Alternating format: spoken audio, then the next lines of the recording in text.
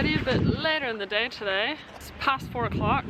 I'm in San Diego now with my friend Matt, who I'm living with right now in the outside house, and we just drove down here because we felt like it. We're in North Park. Maybe we'll go and have coffee, maybe a beer, whatever.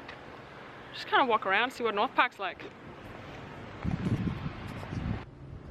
Whoa guys, this is the most amazing parking spot payment machine system I've ever seen.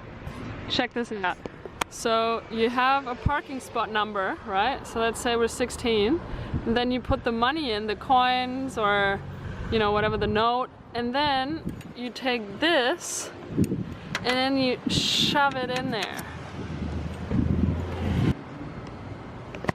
Wow, it's just Americans, you guys surprise me every day. Is that what you would call a microbrewery? Yeah? Oh, that's cool. There you go, Mike Hess Brewing.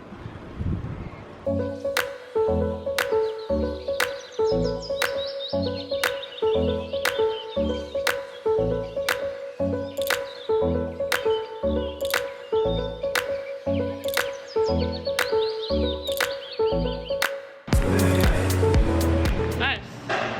They roast their own coffee. So I use this app. It's called, wait. Oh my god, turn on the camera, start talking Connie, and have no idea what you actually want to say. Happens a lot. The app is called Pilgrim Coffee, and what it does, it has a lot of the really, really good coffee shops there in all the big cities all around the world, because I am really into really good coffee, like flat whites and almond lattes and all these things. At best, where they also roast their own coffee. And so that app, it's like a directory of all these coffee shops. And I use that a lot wherever I go. Pilgrim Coffee. I will link it below in the description. How to find good coffee shops is that app. And this is where we store it before we... All right, nice. Yeah, cool. Have a little look around here. What's your name? Sorry. Arlen. Arlen. And you're part of the coffee shop here? Yes, I am. Awesome, cool. Matt, are you camera shy? A little bit. Okay. No, it's okay. I always ask my friends, and then, because I'm very respectful. I screwed up, but it's really good coffee.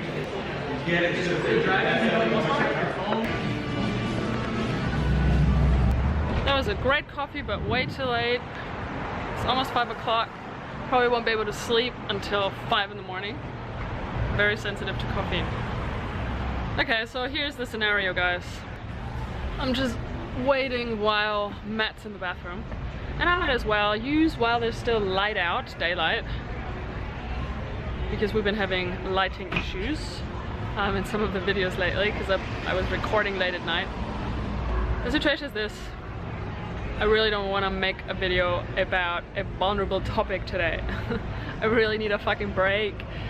It's been a very intense week in terms of topics, and today was a day full of, well, like bureaucratic stuff and all sorts of other shit that I just, yeah, my head is in a complete different space today. It's totally not in the emotional realm of YouTube videos. And there goes Matt. I'll continue this in a bit. Look at this beautiful light back there though. Nice little sunset happening in San Diego.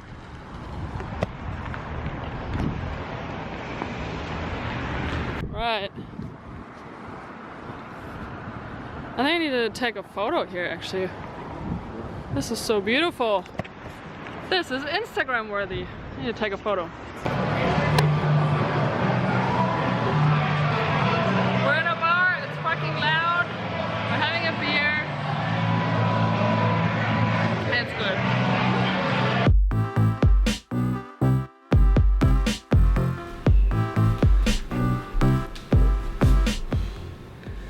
Alright guys, so we're back home and I wanted to kind of conclude what I started to talk about earlier. That's the following.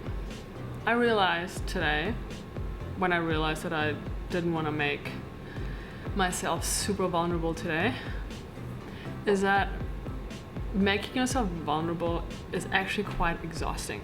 And doing it every day on video for YouTube, that's exhausting, but even more so because so the video that I put up yesterday was about me being going through heartbreak, and that was the video that it was the first time I cried on YouTube. Whee!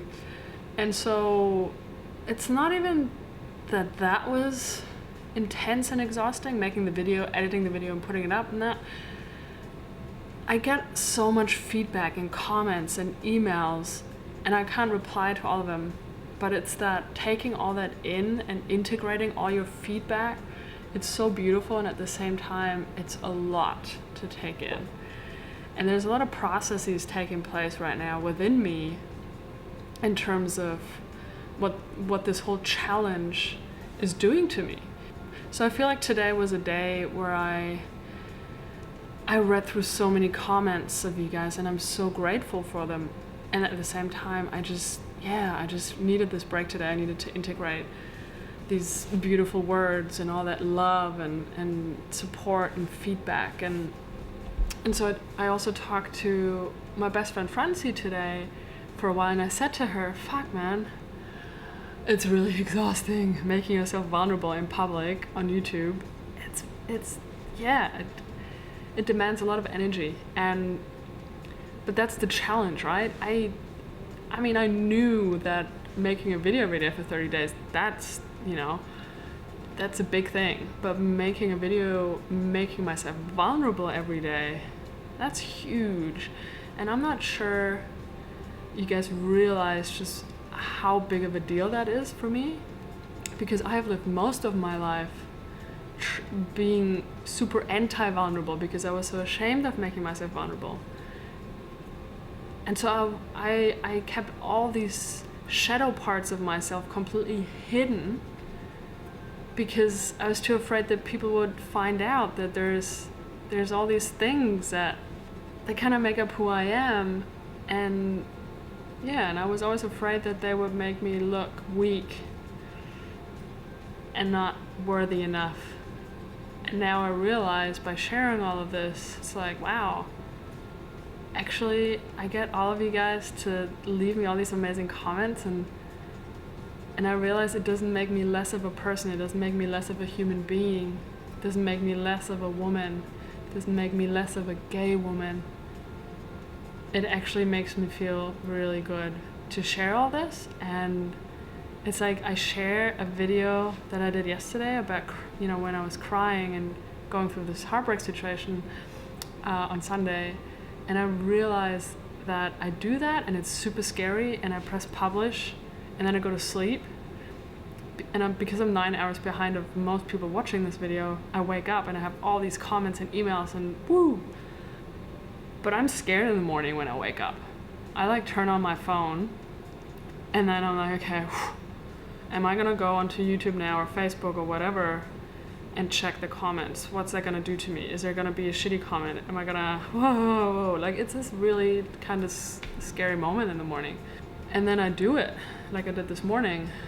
And it's so healing because I realize I was ashamed of that video yesterday before I published it, and then I published it, and now that shame is gone.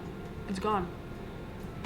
It's gone. I could publish another video of myself crying again, next week, and I wouldn't feel all that shame. So there's definitely something happening here. It's like you do something, you go through the process of feeling uncomfortable, of feeling vulnerable, of feeling ashamed and all that, and then you do it anyway, I put it online anyway, even though I was super scared and I was nervous. And then that disappears. And maybe that's just all I wanted to pass on for today, is that this is already such a huge source of learning for me, and I'm like a third into this, or a bit more. I still have quite a few days to go. And I'm sure there will be other days where I'm like, fuck this, I don't want to make a video today about being vulnerable. And yet, this is huge. It's already one of the biggest things I've probably ever done in my whole life. So if you guys are interested in growing and healing and all of these things, just start a 30-day vulnerability challenge. It's crazy. It's magical and it's beautiful. And I'm so grateful for all of you for following along and for supporting me. So thank you so much. I've had a lovely day and I'm gonna have a wonderful day tomorrow, and I hope you guys do too. Okay, I've got 2 questions of the day. Number 1, if you guys know San Diego or Encinitas or the area at all, Southern California, let me know if there's anything I should go and see, try out, you know, vegan, yoga, nature, beach, whatever it is, let me know. All right, the second thing is that I'm interested in knowing, that you can drop in the comments, is what have been things in your life or events or maybe challenges where you stretch your comfort zone, but you learn so much by doing it, where you learn so much in the process. Share with me in the comments. I'd love to hear. And I will see you tomorrow. No matter what, there will be a video. All right, guys. I love you. Thank you. Bye.